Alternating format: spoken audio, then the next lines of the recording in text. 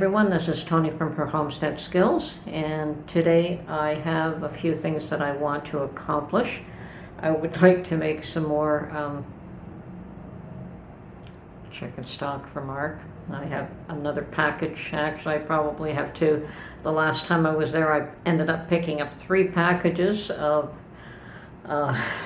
chicken bones, because the time before that I found none, and I went, oh, okay, so there might be times where they don't have any, so I picked up 3 while I had the opportunity. So that should keep us going for a little while. I think I'm on my 2nd package today.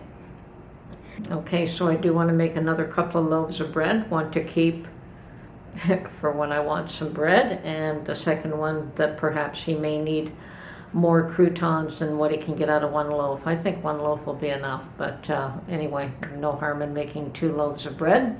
And if we have to put them in the freezer, that's absolutely fine for me. And I do want to step out for a few minutes because it's probably the last reasonably warm day that we're going to have for until the spring. I understand it's going up to a high of 12 Celsius, and that's just over 50 Fahrenheit, maybe a little more than that. So it is cloudy and probably rainy, but at least it's not freezing cold, which is the cold and the snow are what bothers me the most. Anyway, today for some reason I started thinking about, we've had a number of incidences of senseless violence, and it's perhaps brought on by the fact that during our Christmas gathering there were a few other people there besides my children and grandchildren.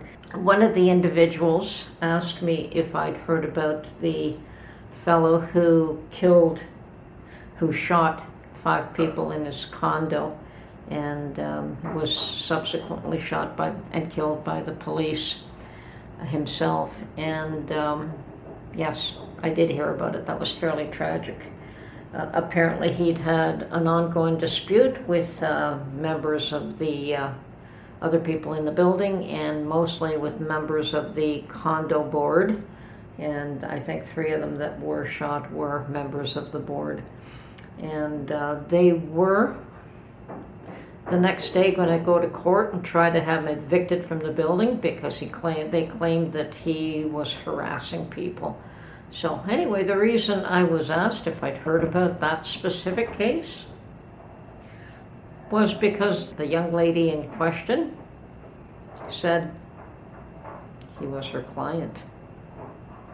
And she was just stunned by the whole incident. And of course, he was painted out to have serious mental issues. And I said, what did you think? And she says, he seemed absolutely normal to her. She couldn't believe it.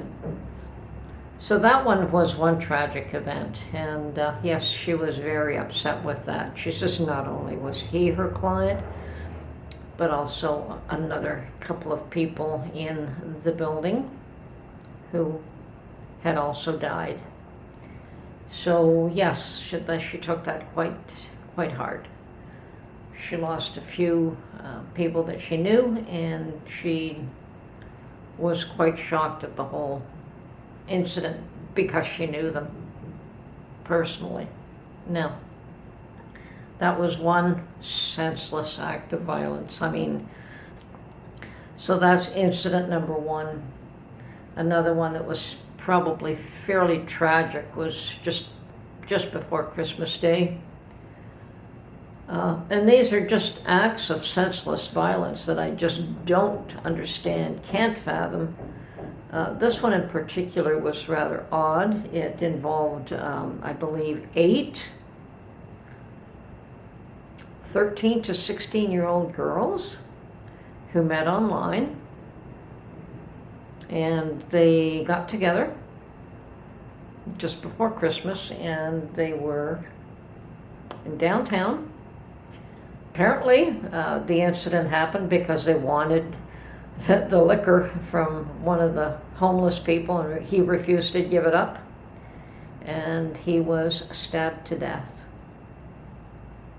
Stabbed to death by 13 to 16-year-olds over a bottle of liquor. Of course, their lives are ruined too now, whether they want to admit it or not. What could possibly cause them to go to those extremes? We are in trouble. All these, now that is Senseless Act number 2, and these are all very close in time. And the latest one was a police officer who was called to an incident where there was a car in a ditch. So it was a traffic issue, and he was ambushed and shot to death by 2 young people. Okay, apparently there were 2 individuals that ambushed this cop and shot him to death. And apparently one of them had just been out on bail 6 months before for assaulting another cop. He had also used an illegal gun. It was a handgun with the serial number removed, so it wouldn't be traceable. Okay, and this fellow had a number of previous charges. He'd been charged with offenses including assault with a weapon, assaulting a police officer, possession of a firearm without a license, carrying a concealed weapon, mischief, and possession of counterfeit money. Now, neither one of these acts with guns can be good for the government's plan to ban handguns in Canada. Well, we'll see where that goes. Both of those incidences were using illegal guns from people who didn't have a license to use them. So, unfortunately, that is not who the government is trying to take guns away from. Those are the people that they should be going after, and not your target shooters and hunters. Anyway, this is Tony from her Homestead Skills. Going to do some of my day-to-day mundane chores. I'm going to get some croutons ready for Mark so he can make his awesome turkey stuffing. And yeah, we'll catch you on the next one. Bye for now.